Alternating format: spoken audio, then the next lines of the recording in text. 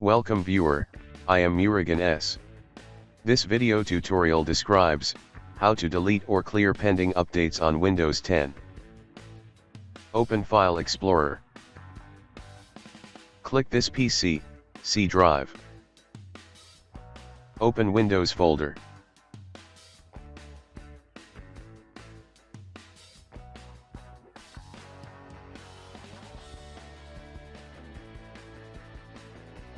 Open Software Distribution folder.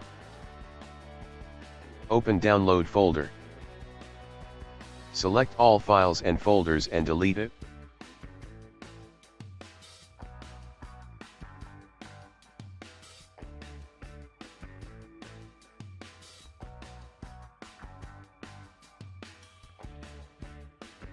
I hope this video tutorial helps to you.